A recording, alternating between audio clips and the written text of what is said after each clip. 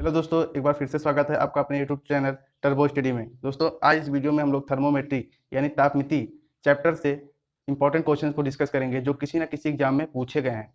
दोस्तों, यहाँ पे हम लोग main focused UP polytechnic entrance exam को करेंगे जो 2020 में होने वाला है। तो चलिए वीडियो को शुरू करते हैं। दोस्तों, वीडियो शुरू करने से पहले अगर ये वीडियो आपके लिए हेल्पफुल लगे तो प्लीज़ चैनल को लाइक और सब्सक्राइब जरूर कर देना। और इस वीडियो का पीडीएफ मैं आपको डिस्क्रिप्शन बॉक्स में दिए हुए लिंक से दे दूंगा, तो आप वहां से इसकी पीडीएफ को डाउनलोड कर लेना। तो चलिए वीडियो को शुरू करते हैं। हमारा पहला क्वेश्चन है कि दो वस्तुओं से उष्मा का प्रवाह निर्भर करता है। तो आपको पता होना चाहिए जो हीट होता है, हीट का जो ट्रांसफर होता है, मान लीजिए कोई रॉड है, ठीक। आपने एक सिरे से इसको गर्म किया, यहाँ पे कुछ ऐसे इसको टेम्परेचर टी दिया, तो यहाँ पे एक सिरे से गर्म होते होते दूसरे सिरे तक भी पहुंच जाता है। इसका टेम्परेचर हीट जो होता है ये ट्रांसफर हो जाता है। तो ये किस चीज़ पर डिपेंड करता है? तो ऑप्शन आपके हैं उनके द्रव्यमान पर, या फिर उनके तापांतर पर, या फिर उनके प्रकृति पर, या फिर उनकी उष्मा की मात्रा पर। तो जो राइट आंसर होगा आपका वो उनके टेम्परेचर डिफरेंस पे ये निर्भर करेगा, ये डिपेंड करेगा। मतलब ये है कि अगर कोई यहाँ पे टेम्परेचर T1 है, यहाँ पे T2 है, तो यहाँ पे मान लीजिए ये हाई टेम्परेचर है T2, यहाँ पे लो टेम्परेचर है T1, तो हमेशा हीट जो फ्लो होगा वो T2 से T1 की ओर होगा, हाई टू लो की तरफ। ये तब तक फ्लो होगा जब तक दोनों का हीट आपस में बराबर ना हो जाए। मतलब जो भी उष्मा रहेगी वो हायर टू लोअर की तरफ फ्लो होती है। तो इस पे बेस्ड एक आपका प्रिंसिपल भी है, कैलोरीमेट्री प्रिंसिपल। उन्होंने ये बताया था कि भैया जो दी गई उष्मा होती है वो बराबर होती है ली गई उष्मा के। तो जो अभी गिवन होगी हीट वो बराबर होगी जो रिसीव करेगा। जब दोनों का टेम्परेचर आपस में बराबर हो जाएगा तो हीट कहीं भी फ्लो नहीं करेगी। तो भी आपका राइट आंसर होगा। उनके तापांतर पर ये डिपेंड करता है, यानी कि निर्भर करता है।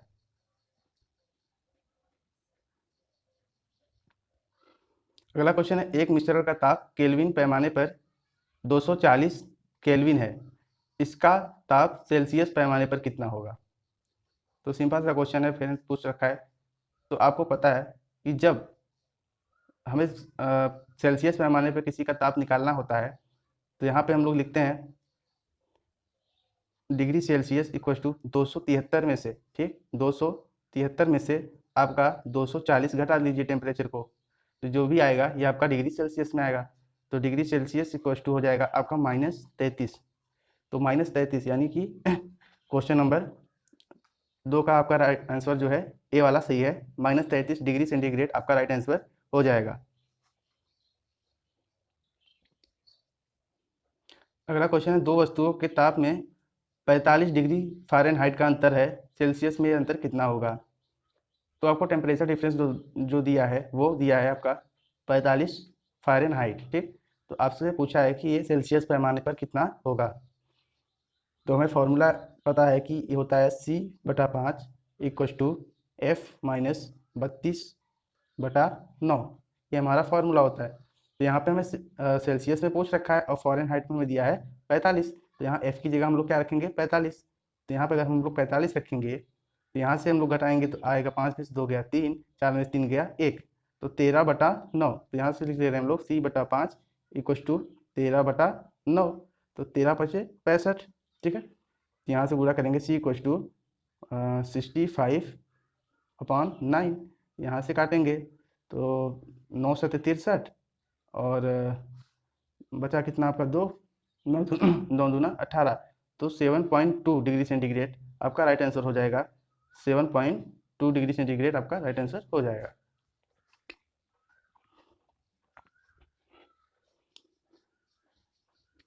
अगला क्वेश्चन है कि एक ही आकार के दो गोले एक ही धातु के बने हैं, एक गोला खोखला है दूसरा ठोस, इन्हें एक ही ताप पर गर्म किया जाता है, तो निम्न में से होगा।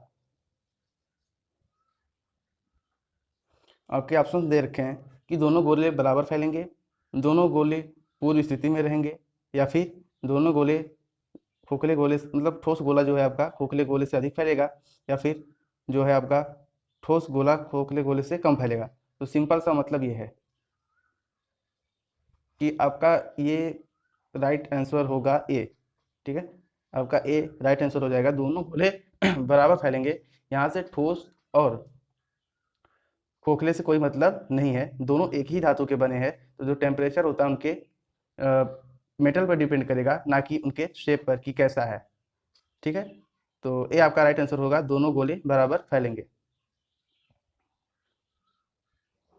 अगला क्वेश्चन है कि तांबे की एक गेंद को गर्म करने पर सबसे अधिक प्रतिशत वृद्धि होगा, उसके व्यास में होगा, आयतन में होगा, पृष्ठ में होगा या फिर परिधि में होगा। तो बी आपका राइट आंसर हो जाएगा, उसके आयतन में होगा, क्योंकि जो आपका गेंद होता है वो गोल होता है और गोले का आयतन होता है 4/3 पाई आर क्यूब। ठीक, तो ये जो है आपका आयतन पूरे पूरे उसके वॉल्यूम में ये वृद्धि होगी गर्म करने पर। तो बी आपका राइट आंसर हो जाएगा, उसके आयतन में सबसे ज्यादा प्रतिशत वृद्धि होगा। नेक्स्ट क्वेश्चन है, तांबे की एक आयताकार प्लेट में एक छेद किया जा रहा है, तो प्लेट को गर्म करने पर छेद का आकार क्या होगा? आपके ऑप्शंस हैं, बढ़ेगा, घटेगा, उतना ही रहेगा या फिर इनमें से कोई नहीं। तो यहाँ पे एक तांबे की प्लेट है यानी कॉपर की प्लेट है, आपने यहाँ पे एक छेद कर दिया है। ठीक, अब आप इसको टेम्परेचर देख के गर्म कर रहे हो, तो सिंपल सी बात है भाई, इसका होल जो है वो बड़ा होगा, यानी कि इसका आकार बढ़ेगा। तो ये आपका राइट आंसर हो जाएगा, इसका आकार बढ़ेगा।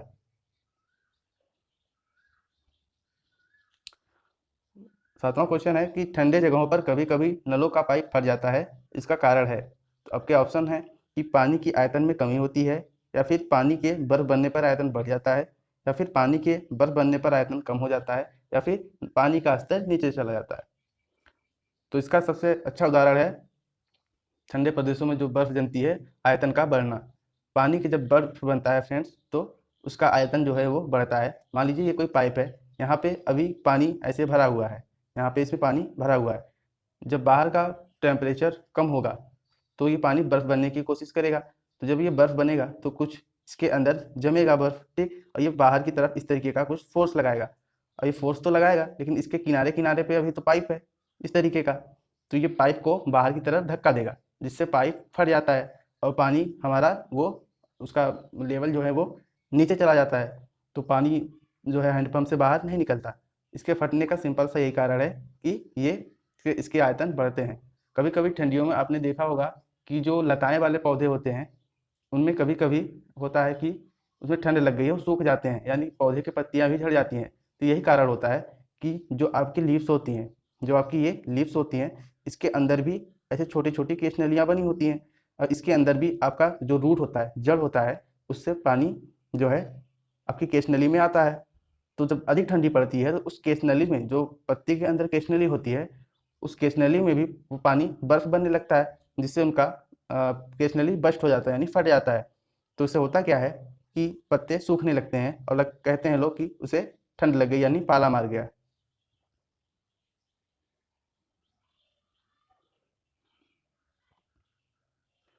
अगला क्वेश्चन है, रेल की पटरी के बीच जगह छोड़ी जाती है, कारण है?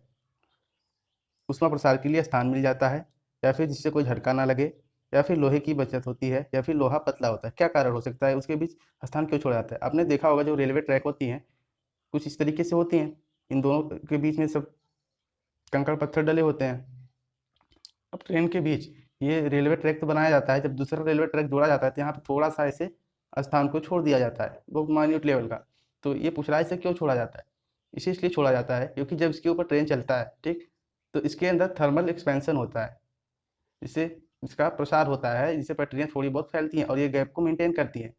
फिर मौसम ठंडा होने पे ये फिर से सिकुड़ती हैं। तो इसके लिए, इसको एडजस्ट करने के लिए इसके बीच में एक गैप को छोड़ा जाता है, तो ऊष्मा प्रसार के लिए स्थान मिल जाता है। तो ये आपका राइट आंसर हो जाएगा। अगला क्वेश्चन है कि जब जल को 0 डिग्री सेंटीग्रेड तक ठंडा किया जाता है तो इसका आयतन होगा। तो जब 0 डिग्री सेंटीग्रेड तक ठंडा करते हैं तो पहले इसका आयतन कम होता है, पहले इसका आयतन कम, अभी हमने पढ़ा था कि जब बर्फ बनता है तो आयतन बढ़ता है। तो 0 डिग्री सेंटीग्रेड पे जब ठंडा करते हैं हम लोग तो पहले इसका आयतन घटता है, उसके बाद बढ़ना शुरू कर देता है। तो बी आपका राइट आंसर हो जाएगा, पहले कम होता है फिर बढ़ता है। अगला क्वेश्चन है, जब पानी की सतह पर बर्फ जम रही हो तो उसका तापमान होगा। तो फ्रेंड्स यहाँ पे आपका हो जाएगा कि 4 डिग्री सेंटीग्रेड पर बर्फ बनना हमारा पानी शुरू हो जाता है।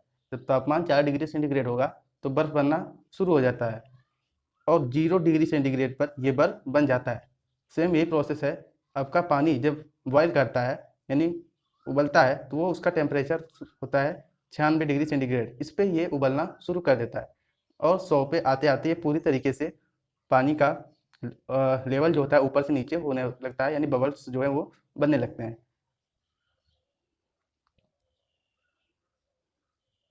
अगला क्वेश्चन है, कौन से तापमापी पर नकारात्मक तापमान नहीं नापे जाते? तो वो है आपका केल्विन।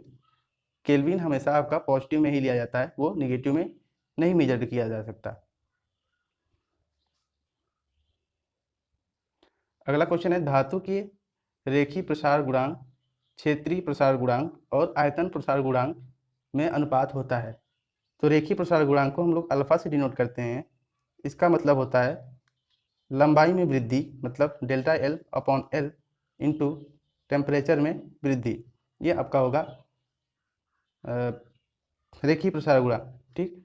दूसरा होता है आपका क्षेत्रीय प्रसार गुणांक, मतलब जस्ट इसके जगह हो जाएगा आपका क्षेत्रीय प्रसार गुणांक को यानी बीटा से डिनोट करते हैं।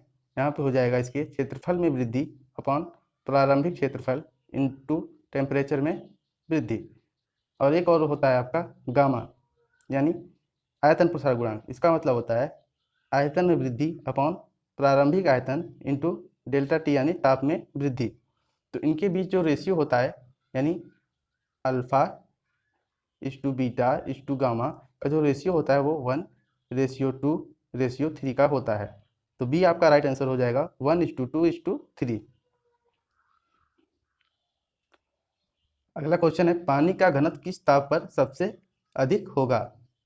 तो पानी की डेंसिटी जो होती है सबसे ज़्यादा वो होती है 4 डिग्री सेंटीग्रेड पर, जब वो बर्फ बनना शुरू होता है। तो बी आपका राइट आंसर हो जाएगा 4 डिग्री सेंटीग्रेड। अगला क्वेश्चन है, एक बंद कमरे में विद्युत पंखा चलाया जाता है, कमरे की वायु होगी। तो फ्रेंड्स, जो कमरा होगा वो बंद होगा, मतलब बाहर से वातावरण उसके अंदर ज़्यादा इंटर नहीं कर पाएगा। इसके कारण जब भी आप फैन चलाओगे तो उसका अंदर जो एयर होगी वो हमेशा आपको गर्म ही लगेगी, तो वायु गर्म होगी। तो ए आपका राइट आंसर हो जाएगा। अगला क्वेश्चन है, समान द्रव्यमान के लिए निम्नलिखित में से किसकी ऊष्मीय दक्षता सबसे अधिक है? अच्छा, यहाँ पे देखिए लिखा है कि उनका जो वेट है, जो उनका मास है वो सेम है, तो उसकी ऊष्मीय दक्षता सबसे अधिक किसकी होगी? तो ऊष्मीय दक्षता सबसे अधिक होगी आपकी लकड़ी की। लकड़ी सबसे ज़्यादा ऊष्मा आपको देगी जलाने पर, जब सबकी क्वांटिटी सेम रहेगी। ओके, तो डी आपका राइट आंसर। तो का कारण है मैग्नेटिज्म। मैग्नेटिज्म का कारण क्या होता है? तो इसका कारण होता है आवेशों की गति। आवेश आपको पता होना चाहिए फ्रेंड्स कि आवेश दो प्रकार के होते हैं, एक होता है लाइक चार्ज और दूसरा होता है अनलाइक चार्ज।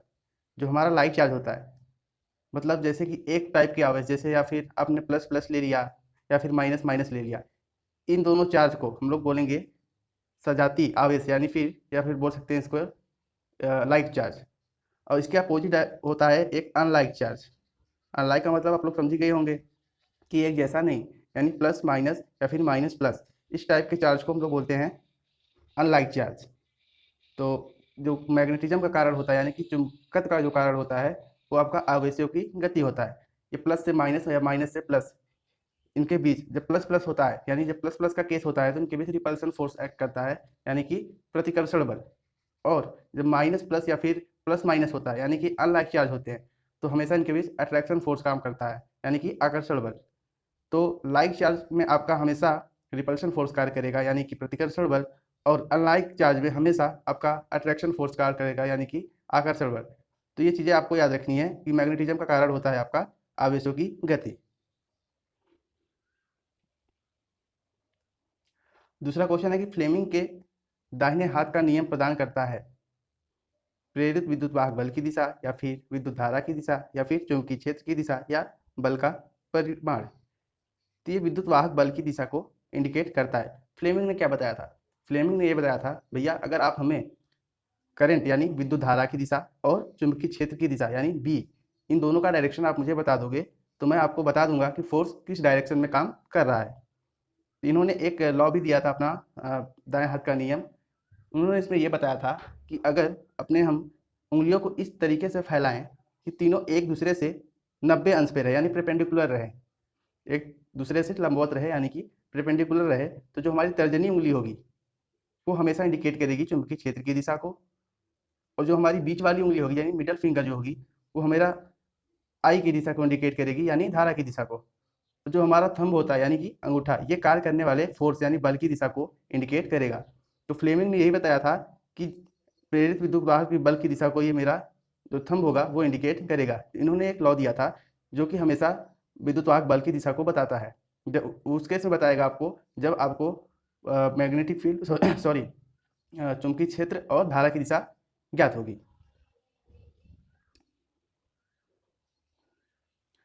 अगला क्वेश्चन है, निम्न में से लॉरेंज बल है।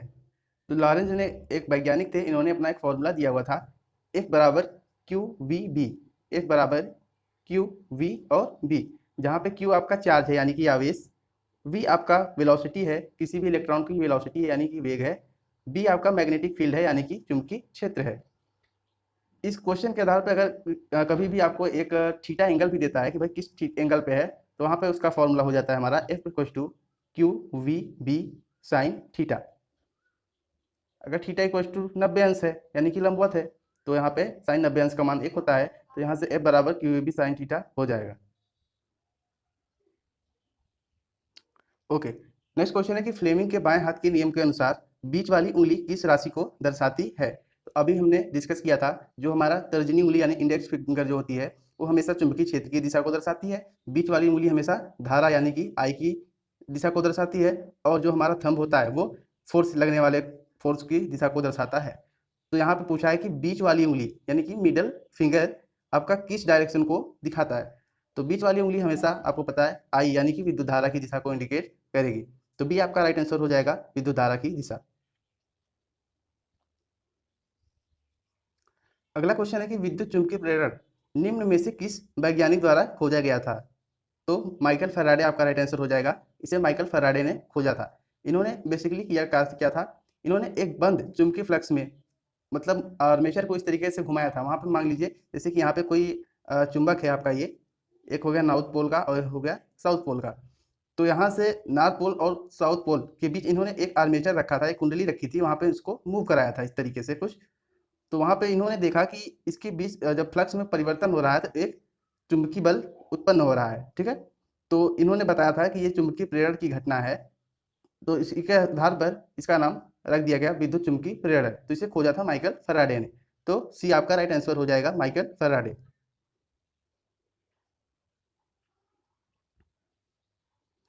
अगला क्वेश्चन है, यांत्रिक ऊर्जा को विद्युत ऊर्जा में बदलने वाली मशीन का नाम क्या है।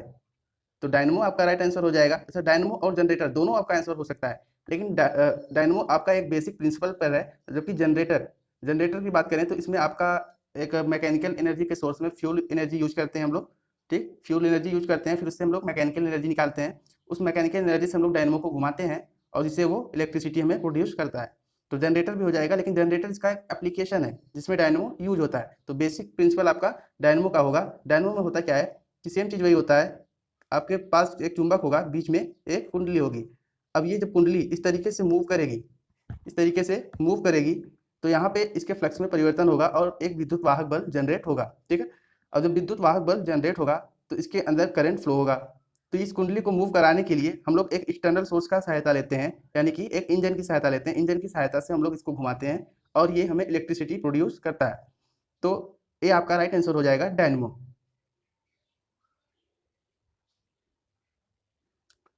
अच्छा, नेक्स्ट क्वेश्चन है कि अपचयी ट्रांसफार्मर में मान बढ़ता है। अपचयी का मतलब होता है friends step down, step down.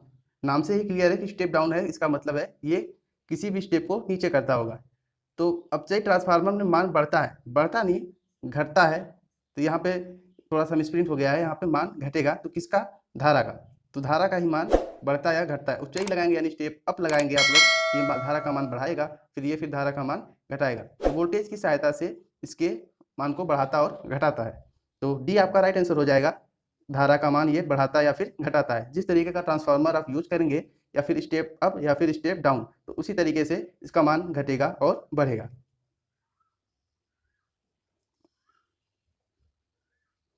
Okay, अगला क्वेश्चन है कि ट्रांसफार्मर को डीसी में प्रयोग करने के लिए निम्न में से करना होगा।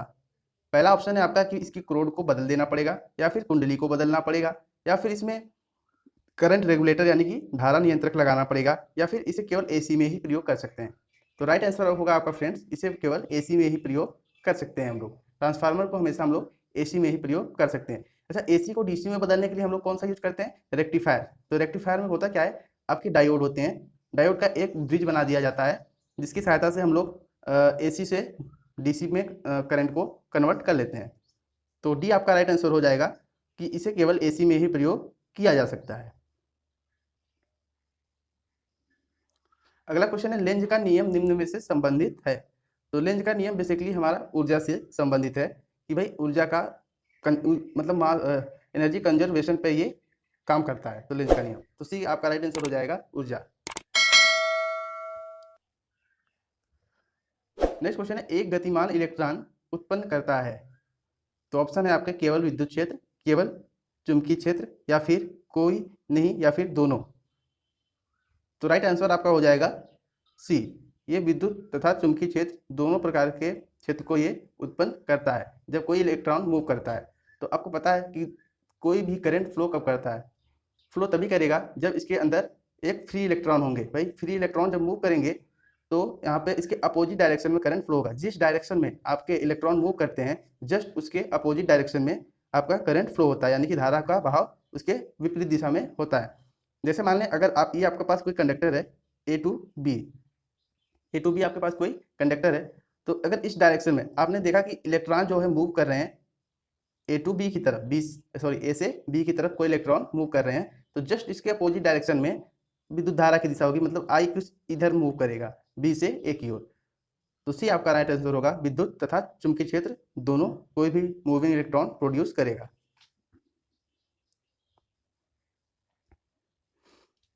नेक्स्ट क्वेश्चन है, एक चालक के चारों ओर जिसमें विद्युत धारा बह रही हो चुंबकीय क्षेत्र स्थापित हो जाता है, यह नियम किसने बताया था? तो ऑस्ट्रेट नाम के एक वैज्ञानिक थे, इन्होंने सबसे पहले यह नियम बताया था कि जब किसी चालक के चारों ओर विद्युत धारा बह रही हो तो उसके चारों ओर एक चुंबकीय क्षेत्र स्थापित हो जाता है। इन्होंने अपने एक्सपेरिमेंट से इसे बताया था। तो ये आपका राइट आंसर हो जाएगा, ऑस्ट्रेट ने इसे बताया था।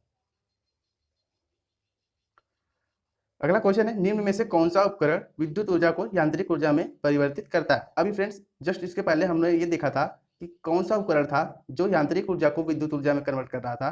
तो उस केस में हमने देखा था डायनमो। उस केस में हम लोग देखा था डायनमो एक ऐसा उपकरण था जो हमारा यांत्रिक ऊर्जा को विद्युत ऊर्जा में कन्वर्ट कर रहा था, जिसे हम एक्सटर्नल सोर्स की सहायता से घुमाते थे और वो उसमें फ्लक्स में परिवर्तन होता था और एक इलेक्ट्रोमोटिव फोर्स यानी विद्युत वाहक बल जनरेट होता था, जिससे हम लोग करंट फ्लो होता था। अब इस केस में क्या है कि भाई उपकरण जो है वो विद्युत ऊर्जा को यांत्रिक ऊर्जा में कन्वर्ट कर रहा है। तो आपने सबसे सिंपल इसका एप्लीकेशन देखा है, विद्युत मोटर। तो विद्युत मोटर में होता है क्या है, ये हम लोग इलेक्ट्रिसिटी उसके अंदर देते हैं। मान लीजिए ये कोई मोटर है, यहाँ पे इसकी शाफ्ट कुछ लगी हुई है, ये इसका वायर है। तो वायर बेसिकली दो हो सकते हैं, तीन हो सकते हैं, जिस फेज का आपका मोटर हो उस तरीके से हो सकते हैं। तो यहाँ पे जब हम लोग करंट फ्लो कराते हैं, इसके अंदर जब करंट जाता है तो यहाँ से ये शाफ्ट जो है ये मूव करता है, कुछ इस तरीके से मूव करेगा। तो इससे हम लोग कुछ भी कनेक्ट कर सकते हैं, पंप कनेक्ट कर सकते हैं, आपका ये कुछ भी चीज़ें कनेक्ट करके हम लोग इसे चला लेते हैं। तो बेसिकली क्या रहा है, एक इलेक्ट्रिक एनर्जी को मैकेनिकल एनर्जी में यानी कि विद्युत ऊर्जा को यांत्रिक ऊर्जा में कन्वर्ट कर रहा है। तो बी आपका राइट आंसर हो जाएगा, विद्युत मोटर।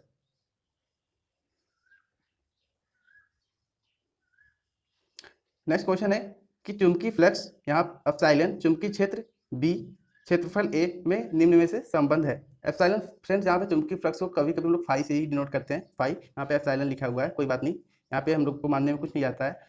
तो यहाँ पे दिया है कि चुंबकीय फ्लक्स एप्सिलॉन, तो फाई बराबर हमारा जो फॉर्मूला होता है वो होता है बी इंटू ए। यहाँ पे हम लोग एप्सिलॉन से इसको डिनोट कर रहे हैं, तो एप्सिलॉन बराबर फॉर्मूला हमारा हो जाएगा बी इंटू ए। तो यहाँ से हम लोग अगर बी की वैल्यू निकालेंगे तो यहाँ पे बी इक्वल टू हो जाएगा एप्सिलॉन अपॉन ए। तो यहाँ से हम लोग देख पा रहे हैं कि जो हमारा ऑप्शन नंबर ए है कुछ मैच कर रहा है, B equal to epsilon upon A, यानी इसे फाई भी लिख सकते हैं। तो यहाँ पे चुंबकीय फ्लक्स का हो जाएगा ये।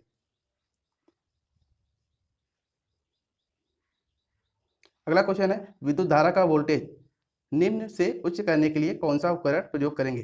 तो सिंपल सा बात है भाई, धारा का वोल्टेज बढ़ाना या फिर घटाना है तो हम लोग क्या करते हैं, उसमें एक ट्रांसफार्मर का यूज कर लेते हैं। तो ट्रांसफार्मर का यूज करते हैं तो दो टाइप के ट्रांसफार्मर होते हैं, एक होता है अपचयी यानी कि स्टेप डाउन, और दूसरा आपका होता है उच्चाई यानी कि स्टेप अप। तो दो टाइप के ट्रांसफार्मर होते हैं। अच्छा, अपचाई का मतलब स्टेप डाउन का मतलब सिंपल सा है, ये वोल्टेज को डाउन करेगा, और अप का मतलब सिंपल सा है कि ये वोल्टेज को अप करेगा।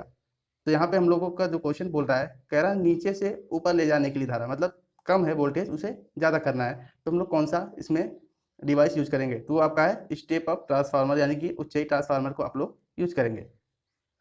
Okay, thank you friends. अगर ये वीडियो आपके लिए हेल्पफुल लगा हो तो प्लीज़ चैनल को लाइक और सब्सक्राइब जरूर कर दें। वीडियो का नेक्स्ट पार्ट हम जल्दी अपलोड करेंगे, तो उसके लिए आप सब्सक्राइब करके बेल आइकन को प्रेस करके रखिएगा, इससे नोटिफिकेशन आपके पास तुरंत जाएगा। ओके, थैंक यू, धन्यवाद।